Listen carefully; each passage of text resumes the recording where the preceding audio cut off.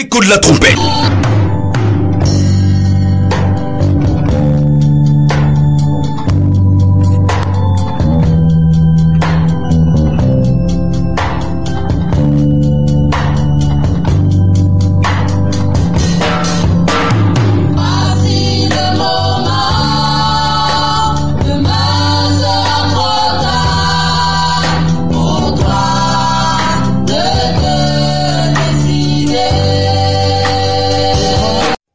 Bien-aimés dans le Seigneur, que la paix soit avec vous. Je suis votre serviteur, le pasteur Bahel d'Écho de la trompette. Et comme j'aime toujours à le dire, la trompette de Dieu sonne. Entends-tu son écho? Ce soir, nous parlons d'un thème, n'est-ce pas, sensible. Et nous allons encore dénoncer le mensonge ce soir. Passer ce qui est dit sur la sellette du détecteur du mensonge. Alors, il est question des déclarations des branhamistes et des anthropologues, blancs comme noirs. En général, ces anthropologues, nous allons le voir, j'ai fait quelques séquences de leurs déclarations dans le contexte et non pas hors contexte, parce qu'à Écho de la trompette, nous sommes sincères d'esprit, nous ne pouvons pas faire des séquences hors contexte, nous faisons des séquences dans le contexte de telle manière que si quelqu'un a la curiosité d'aller vérifier l'original, il verra que nous n'avons pas déplacé du contexte. Nous allons donc des déclarations des anthropologues et des branhamistes qui disent, pas premièrement que le premier être humain, ça veut dire Adam, était un noir, bronzé comme moi là. Par exemple. Deuxièmement que Israël, le peuple juif, est un peuple noir. Je ne sais pas si on se fait comprendre. Les juifs que nous donnons par la parole de Dieu sont noirs, bronzés. L'Égypte antique est de même de race noire. Et parlant d'Israël, Branham ajoutera, Élie, le prophète, est noir, que Jésus-Christ de Nazareth que nous servons est noir, bronzé, comme vous me voyez là, en même couleur que moi. Et donc, Dieu le Père même est noir. Voilà leur déclaration.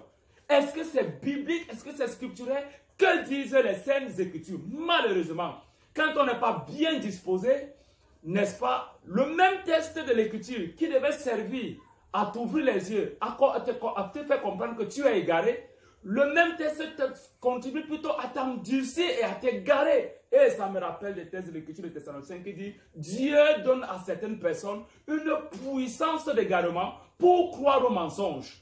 Ah, bien-aimés, nous allons ouvrir l'écriture, la parole de Dieu, et vous verrez que tout cela c'est du mensonge et du mensonge à la lumière de la parole de Dieu. Mais avant, suivons d'abord les déclarations du pasteur Ake, dont il cite le texte, un des livres, des documents de Branham, c'est un branhamiste, un pasteur branhamiste.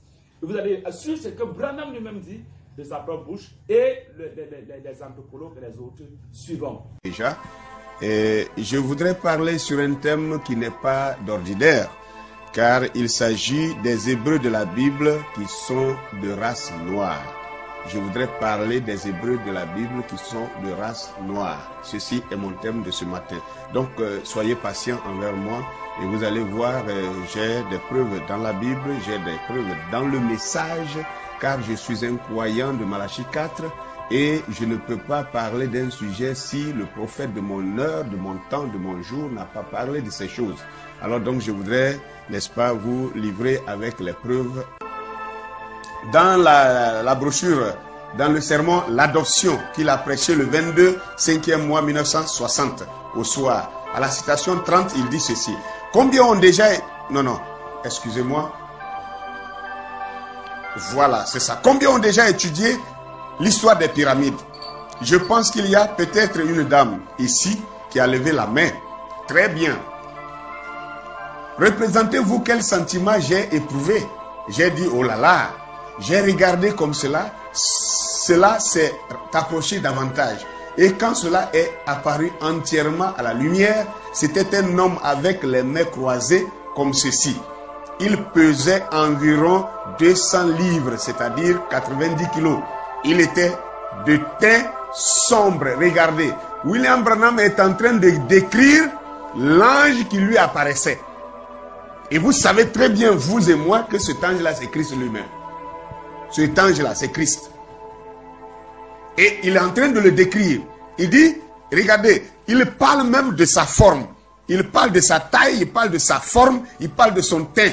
Il dit, il était de teint sombre. C'est quoi un teint sombre? Un teint sombre, ce n'est pas un blanc. Le blanc n'a pas un teint sombre. Le blanc est blanc. Et ce n'est pas sombre. Il avait un teint sombre, un peu plus comme le teint de Mexicain. Vous savez, comme les Espagnols, ou une personne de teint basané. Jésus qui est venu parmi les Hébreux, il avait cet aspect aussi. Et ce même Jésus, apparaissant comme un ange à son prophète, il n'a pas changé son teint. Il n'est pas devenu blanc. Il n'est pas devenu blanc. Il est resté noir, couleur basanée. Nous pouvons lire encore dans l'autre sermon. Et vous croyez maintenant. Le sermon, et vous croyez maintenant. Vous croyez maintenant. Prêché le 7 mars 1954 au soir, à la citation 27. Il dit ceci. Et il ressemblait aux Indiens. C'est-à-dire, il décrit encore le même ange. Il ressemblait aux Indiens. Et alors, et j'ai dit déjà, beaucoup ne savent pas qu'il y a des Indiens plus noirs que moi. Il y a des Indiens plus noirs que moi. Checkez. Aujourd'hui, la recherche est permise sur Google, vous pouvez trouver ça. Et alors, quand cet ange au-dessus de moi a parlé à l'ange qui est toujours avec moi, à côté de ce grand homme au teint plutôt basané, il dit grand homme. À côté de ce grand homme au teint plutôt basané, avec des cheveux qui lui retombaient sur les épaules, les bras croisés, il se tenait là à mes côtés. Voilà ce que William Branham, notre prophète, dit. Et vous devez maintenant, je vais vous montrer que William Branham est allé loin pour dire que même Élie le prophète de la Bible, il était noir. Il était noir. Pourquoi il donne ces aspects? Pourquoi il décrit tout ça? Et vous me dites que ce n'est pas important? S'il vous plaît, mes frères, c'est important. Maintenant, s'ensuit donc la démonstration du pasteur Ake, le branhamiste. Alors, suivons encore le début de sa démonstration et nous allons aller pas à pas, étape à étape, pour démontrer le contraire par les mêmes textes de l'Écriture et par d'autres au nom du Seigneur Jésus. Suivons ensemble. On a dénombré 4 couleurs. Il y a la couleur blanche, il y a la couleur noire, il y a la couleur jaune, il y a la couleur rouge. Alors, de quelle couleur était ce Jésus-Christ qui est venu sur la terre? Vous allez me dire, non, mais écoutez, c'est pas nécessaire. Pourvu qu'on croit en Jésus-Christ, c'est pas nécessaire de parler de la peau, de la couleur et quoi. Vous voyez, quand vous dites, d'autres même vont loin pour dire Dieu n'est ni noir ni blanc. Dieu n'a pas de couleur. En disant qu'il n'a pas de couleur, vous dites qu'il n'existe pas. Ou alors vous dites qu'il n'est pas physique. Il n'est pas venu physiquement. Mais s'il est venu physiquement, il doit avoir pris une couleur. Parce qu'il est venu comme un humain, comme un être humain, 100% homme, 100% Dieu. Et donc, quelle couleur a-t-il pris pour venir? Que chacun fasse ses propres recherches. Et il verra un peu de quoi il est question. Vous allez vous rendre compte que vous avez lu ce texte-là plusieurs fois et vous n'avez jamais pensé à ce que je vais dire ce matin. Mais quand vous allez voir cela, à moins que vous soyez de l'antéchrist, sinon vous allez dire amen à ça. Prenons ensemble Apocalypse chapitre 1, le verset 14 au verset 15. Il est écrit ceci. Là, Jean était en train de décrire le Seigneur qui l'a vu. Et il dit, sa tête et ses cheveux étaient blancs comme de la laine blanche, comme de la neige. Ses yeux étaient comme des flammes de feu. Ses pieds étaient semblables à de l'airain ardent, comme s'il avait été embrasé dans une fournaise, et sa voix était comme le bruit des grandes eaux. Mais, alors la Bible nous dit ici, sa tête et ses cheveux étaient blancs comme de la laine blanche, comme de la neige. Je voudrais d'abord m'arrêter là-dessus. Vous allez me dire, mais il y a quoi de particulier dans ça? Mais la Bible parle de la laine, la laine, la laine. Et on ne se pose pas la question, on ne s'est jamais demandé, c'est quoi la laine? Voici à quoi ressemble la laine. Voici à quoi ressemble la laine. Je vais vous montrer la laine. La laine, ça se prélève sur les moutons. La laine se prélève sur les moutons. Et la laine a plusieurs couleurs. Il y a des moutons blancs, donc leur laine est blanche. Il y a des moutons noirs. et leur laine est noire. Vous pouvez le voir sur votre petit écran que je vais... Maintenant, je voudrais que vous voyez la particularité de la laine. La laine n'est pas quelque chose de raffiné, de long, comme une corde. Non. La laine, naturellement, sur le mouton, c'est comme les cheveux d'un homme noir. Les cheveux crépus. Et ces cheveux laineux lui tombent sur les épaules. Donc, ça ne vous étonne pas qu'on dise que Jésus avait des cheveux qui lui tombent sur les épaules. Et puis, du coup, on pense à un blanc. Il n'était pas blanc, s'il vous plaît. Il n'était pas blanc. Il n'a jamais été blanc. Il est noir. L'histoire que tu engages là, ça va te dépasser. Donc, ça veut dire que la neige aussi est crépue. Sa tête aussi est crépue. Si les cheveux sont crépus, puisque les cheveux sont comparés en même temps à la tête et à la neige. Mais c'est n'importe quoi. Et c'est la même bêtise, la même erreur qu'il fait avec Dieu le Père. Suivant. Quand Dieu n'était pas encore venu sur la terre en la personne de Jésus-Christ, tous les prophètes qui l'ont vu l'ont décrit. Et vous allez voir un peu comment ils l'ont décrit. Daniel chapitre 7, le verset 9. Et la Bible dit, « Je regardais, et pendant que l'on plaçait des trônes, et l'ancien des jours s'assit, son vêtement était blanc comme la neige. » Regardez, Daniel, lui, il commence à le décrire par ses vêtements. Son vêtement était blanc comme la neige. Et les cheveux de sa tête...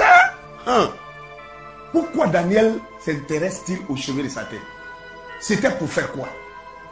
Et les cheveux de sa tête étaient comme de la laine pure. Comme de la laine pure. Son trône était comme des flammes de feu et les roues comme un feu ardent. Donc ici, Daniel parle de l'aspect de son vêtement. Daniel parle aussi de l'aspect de ses cheveux. Et il dit, et les cheveux de sa tête étaient comme de la laine pure.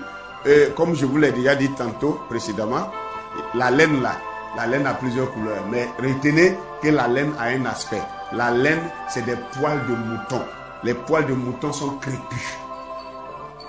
Et donc, Daniel était en train de nous faire remarquer que Dieu que vous parlez, Dieu que vous adorez là, dans son aspect humain, il est noir. Il a des cheveux crépus. Ce n'est pas le blanc qui a des cheveux crépus, s'il vous plaît.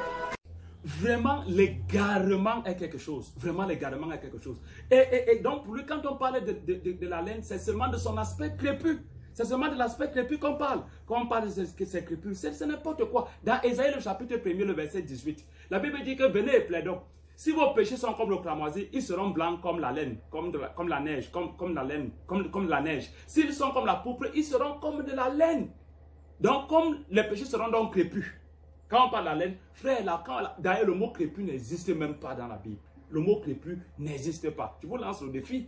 Quand on parlait de la laine dans la Bible, c'est beaucoup plus par rapport à sa couleur et à la matière avec laquelle on fait le vêtement. Et il y a beaucoup, dans plusieurs autres endroits, on parle de la laine blanche. Ah, vraiment. La laine a plusieurs couleurs. Il y a des moutons blancs, donc leur laine est blanche.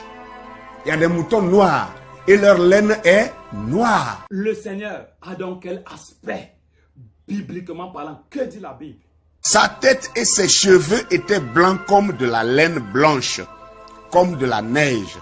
Bien-aimés, si après cette vidéo, vous ne démissionnez pas du banamisme, vous qui êtes à l'intérieur, vous êtes irrécupérable. Moi, je vous dis que vous êtes irrécupérable. Lui-même, il dit qu'il y a des cheveux, les boucs blancs, les agneaux, les moutons blancs avec la laine blanche. Et il ne pouvez pas s'arrêter là pour que ce soit suffisant pour qu'ils comprennent que la face donc, du Seigneur par rapport à la laine est blanche. Mais il est dit clairement que sa tête et ses cheveux étaient blancs comme de la laine. On compare à la couleur comme de la neige. On met l'emphase avec la neige parce que la neige est blanche. Et non pas, la neige n'est pas crépue. Ce n'est pas par rapport à la forme, c'est par rapport à la couleur que l'apôtre Jean compare la face et la tête et les cheveux du Seigneur. Et non pas par rapport à la forme crépue, jamais. Jamais. C'est simple comme ça. C'est trop simple. Comme de la laine blanche. Comme de la neige. Bien aimé, l'anecdote, il y a une anecdote qui dit que la chèvre et je crois la panthère avaient un débat terrible. La chèvre, qu'on ne faisait que d'insister que l'herbe a la couleur bleue. La panthère dit non, l'herbe a la couleur verte. Ils ont tellement discuté qu'ils sont allés chercher l'arbitrage du roi des animaux, le lion. Et le lion a condamné la panthère et a donné raison, séance tenante, à la chèvre. La chèvre s'en est allée très contente. Et la panthère dit au lion, mais le lion, dis-moi toi, mais l'herbe a quelle couleur? Le lion lui dit, mais toi, mais tu ne vois pas que l'herbe est verte. Ta condamnation, c'est que tu discutes avec des gens qu'il ne faut même pas discuter. On discute avec la qualité des gens là. Tout le monde sait que l'herbe est verte. Lui, il vient te dire que l'herbe est bleue. Mais la Bible dit clairement que sa face est blanche. Lui, il vient vous dire que c'est noir. On commence à discuter avec les gens là. Comment? L'égarement à quelque chose. Et comme Dieu sait faire ces choses, il y a aussi, même si c'est rare, il y a des blancs avec des cheveux crépus. Voilà un exemple. On va voir, non? Parce que vous aimez voir avec les yeux. Parce que dès qu'on vous parle, non, c'est rien, je maîtrise. Je continue la description. Le verset 15 nous dit, ses pieds. Oh, la Bible parle d'abord de sa tête et de ses cheveux. Ensuite, l'ange continue la description en parlant de ses pieds. Ses pieds étaient semblables à de l'airain ardent, comme s'il avait été embrasé dans une fournaise. Chers messieurs, mesdames, redressez-vous dans vos sièges, prenez vos ordinateurs, tapez simplement, recherche Google, recherchez l'airain. Tapez sur vos ordinateurs, cherchez l'airain. Mais moi je vous présente, j'ai déjà fait la recherche. Voici à quoi ressemble l'airain. Voici à quoi ressemble l'airain. L'airain, c'est un alliage du fer et du bronze. Du fer et de l'aluminium plutôt. Et ça donne ça. Couleur bronzée. Couleur bronzée, couleur basanée. Ou couleur brun. Ou couleur brune. Quand on dit que quelqu'un est brun, ça veut dire qu'il est bronzé. Il est noir. Il est basané, ça veut dire aussi qu'il est noir. Tapons sur Google pour voir si c'est la seule couleur du bronze. De l'airain.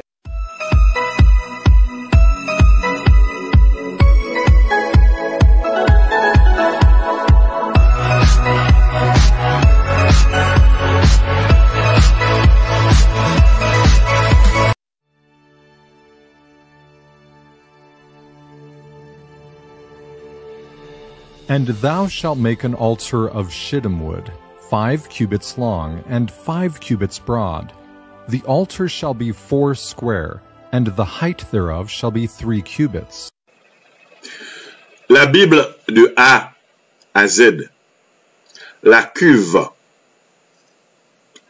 Dans le temple de Jérusalem, il y avait une grande cuve.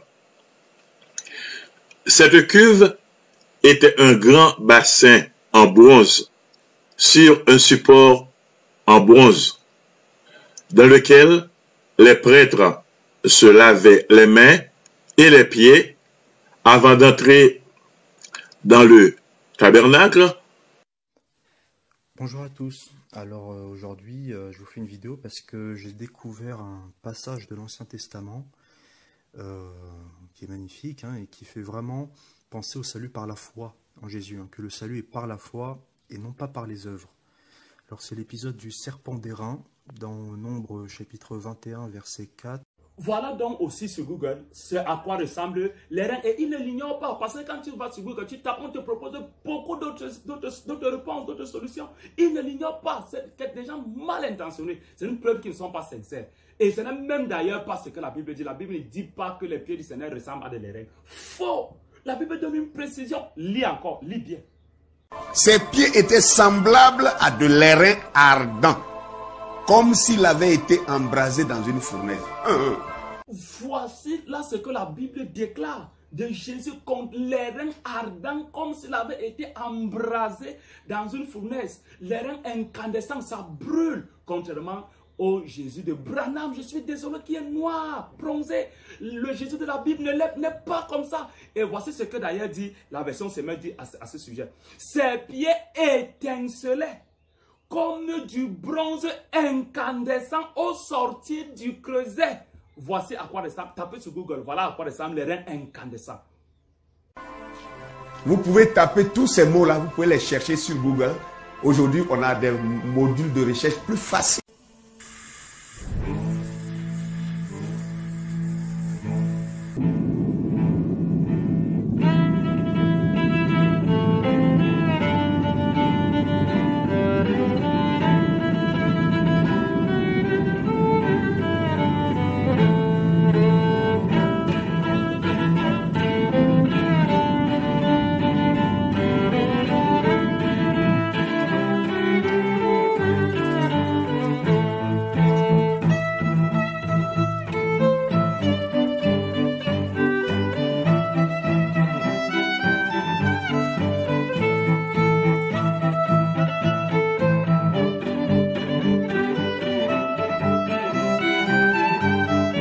Voilà donc à quoi ressemblait, dans la vision de Jean, à quoi ressemblaient les pieds du Seigneur. Dites-moi vous-même si ça a ma couleur, si c'est comme ça. Mais c'est terrible, frère. Il y a des gens qui bénéficient vrai, je crois en cela dans Thessaloniciens de la puissance d'égarement. Voilà donc à quoi ressemble. Et l'apôtre Jean continue d'ailleurs sa description en disant au verset 16, la dernière phrase, son visage était comme le soleil lorsqu'il brille dans sa force, alléluia, comme le soleil, notre étoile.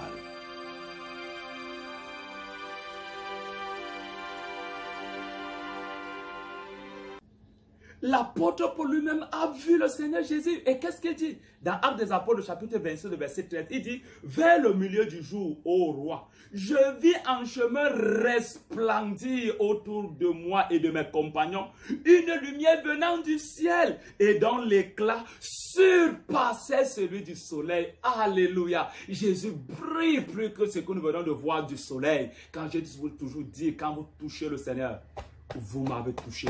Il est ma raison de vivre. Mon Dieu, mon sauveur, mon libérateur. Celui qui est mort à Golgotha, qui a accepté de souffrir pour moi. L'enfer que je devais subir. Il a subi cela à ma place. Et vous venez, on ne se moque pas du Seigneur à côté de moi. Impossible.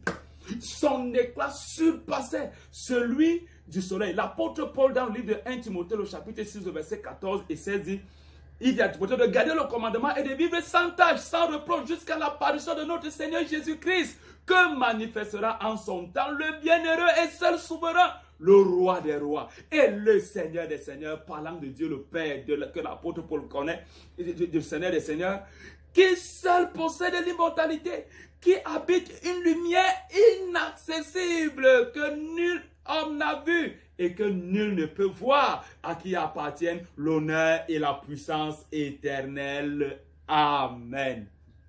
Dieu le Père et Jésus. La Bible dit de Jésus dans Colossiens chapitre 2, le verset 8, en lui habite corporellement toute la plénitude de la divinité. Dieu habitait pleinement en lui. Alléluia. Tout. Dieu le Père. Et il s'amuse même encore à dire, avant même ce qu'ils disent, dans Apocalypse chapitre 21, je crois.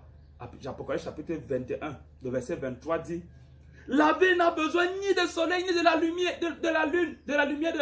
La vie n'a besoin ni du soleil, ni de la lune pour l'éclairer, car la gloire de Dieu l'éclaire et l'agneau est son flambeau. La lumière qui dépasse celle du soleil. L'agneau est sa lampe. Sa lampe. Et ils ajoutent, ils disent que, n'est-ce pas, les anges sont noirs. Donc, Branham dit que l'ange est noir avec son passé acquis. Et les branhamistes. C'est vraiment terrible. Disons Daniel. Daniel dit quoi? Daniel chapitre 10, verset 6. Les anges de la Bible. Son corps était comme le chrysolite. Son visage brillait comme l'éclair. Voilà à quoi ressemble l'éclair. Si vous voulez qu'on vous montre encore l'éclair.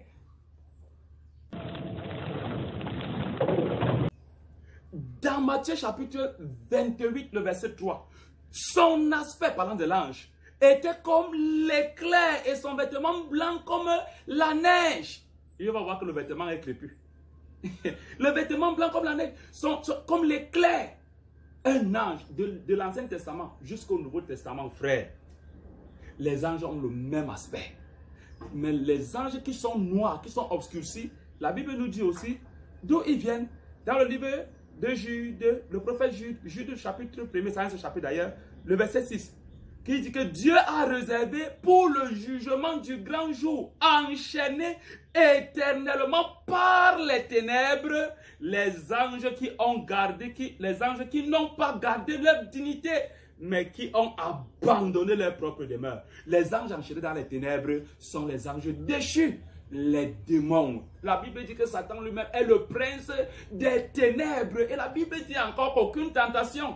C'est pour ça que j'aime Dieu. Ne vous êtes souvenu qu'il n'a été humain. Dieu qui est fidèle ne permettra pas que vous soyez tentés au-delà de vos forces. Et par la tentation, il donne aussi le moyen d'en sortir afin que vous puissiez la supporter. Rien que le fait d'avoir vu un Jésus noir, les anges noirs, Dieu le Père noir, était suffisant pour que Branham fouille de sa vision, que les branhamistes soient sauvés.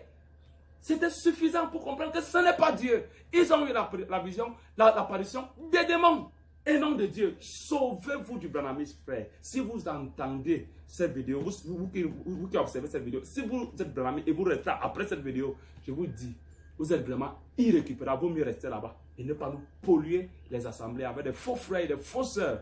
Faux frères. Ce n'est pas possible. Je ne vous ai pas dit de ne pas croire en Jésus-Christ. Laisse-nous tranquilles. Nous, on a déjà compris. Vous voulez nous envoyer, nous tous en enfer. Nous faire adorer les démons. On a déjà compris. De préférence suivre plutôt quelqu'un de très intéressant. Cette fois-ci, écoutons-le.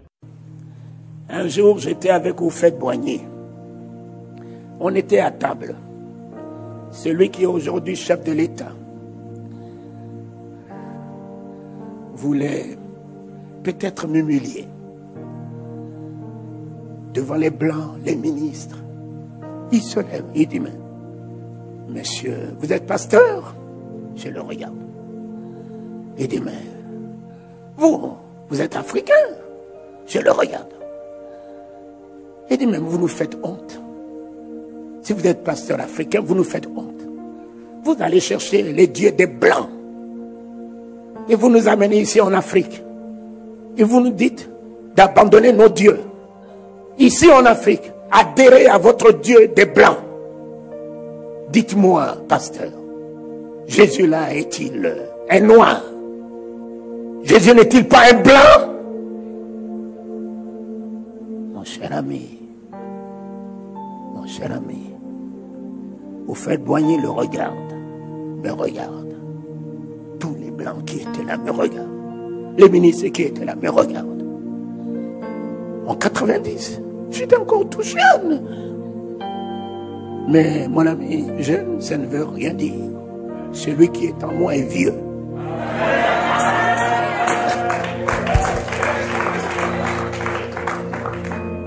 Je l'ai regardé.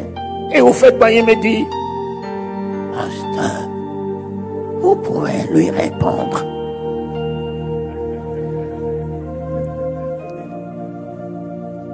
Alors, j'ai dit, Monsieur le Président, permettez-moi de lui répondre par des questions. Oh oui, allez-y, pasteur.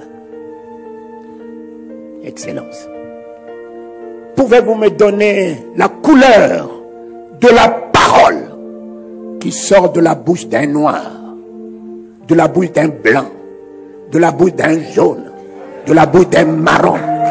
Donnez-moi la couleur de la parole.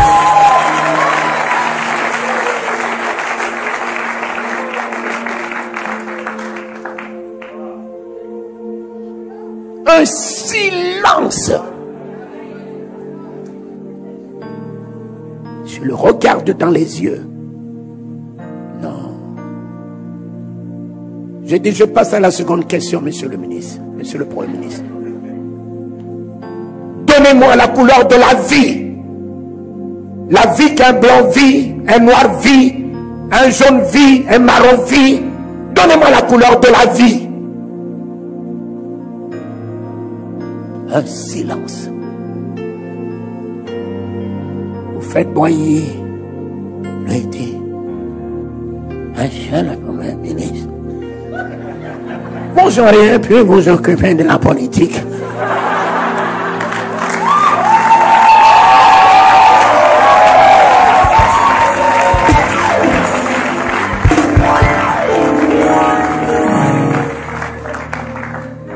Regardez, vous n'avez même pas répondu à une question.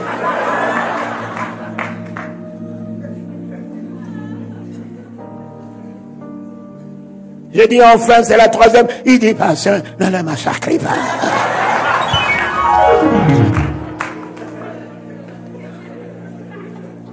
Ne le massacrez pas. J'ai dit, monsieur le Premier ministre, donnez-moi la couleur de la vérité. La vérité qui sort de la boue d'un noir, d'un blanc, d'un vert. Le jour, vous aurez la vérité dans votre bouche. Vous arrêterez avec la démagogie que vous faites en trompant le peuple. On ne peut pas tromper indéfiniment le peuple de Dieu. Il en sera affranchi un jour. Par contre, je vous dis, Jésus-Christ de Nazareth, le Fils du Dieu vivant, le mourant du calvaire, le ressuscité des morts, et celui qui revient, il est la parole de la bouche de Dieu qui a établi les cieux et la terre. C'est en elle que s'est exprimée la volonté de Dieu de vous donner l'image de Dieu. Jésus-Christ est la vie. Le jour où vous l'aurez dans votre vie, vous passerez de la mort à la vie éternelle. Enfin, Jésus est la vérité. Il vous affranchira de tous vos mensonges.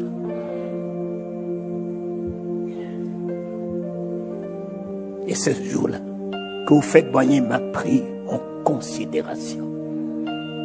Et l'apôtre Jean, dans son épître, conclut en disant, au 1 Jean chapitre 1er, le verset 5, la nouvelle que nous avons apprise de lui et que nous vous annonçons, c'est que Dieu est lumière et qu'il n'y a point en lui de ténèbres. Alléluia. Point de ténèbres. Les ténèbres, c'est dans le prince des ténèbres et dans ses démons. Il n'y a point en lui de ténèbres. Bien-aimés, que Dieu vous bénisse, que Dieu vous fasse beaucoup de bien. C'est la première partie. Nous continuons dans une autre partie pour démontrer si les Juifs que nous avons connus et même les Égyptiens dont par la parole de Dieu sont des Noirs. Si Élie était noir, nous allons démontrer que c'est faux et archi faux à la lumière de la parole de Dieu. Alors je te conseille vivement de suivre la deuxième vidéo. Mais si tu ne t'es pas encore abonné, mon frère, tu peux t'abonner. En cliquant sur la notification aussi, tu pourras avoir toutes les autres nouvelles vidéos. En partageant cette vidéo, tu contribueras certainement au salut d'un, pour ne pas dire de tous les branhamistes qui sont branhamistes et qui sont au moins sincères et d'arrêt sincères. Et tu participeras à la même grâce que moi qui ai monté, travaillé toute cette vidéo. Que Dieu vous bénisse, que Dieu vous fasse du bien. Shalom, shalom, shalom. Écho de la trompette. La Bible déclare 1 Thessaloniciens chapitre 4 le verset 16. Car le Seigneur lui-même a un signal donné à la voix d'un archange et au son de la trompette de Dieu descendra du ciel. Écho de la trompette, c'est votre programme d'enseignement et de formation à la vie chrétienne. Écho de la trompette. Heureux le peuple qui connaît le son de la trompette. Il marche à t'acclater, ô Éternel. Heureux le peuple qui connaît le son de la trompette. Des clés pour une marche chrétienne victorieuse. Quand le peuple de Dieu connaît le son de la trompette de Dieu, c'est un peuple qui se sanctifie, c'est un peuple qui marche dans la sainteté, dans la pureté, dans la crainte de l'Éternel. Or, la crainte de l'Éternel, c'est la haine du mal. Le retour de Jésus-Christ est proche. La trompette sonne. Entends-tu son écho? Écho de la trompette. Une présentation, Pasteur Bael.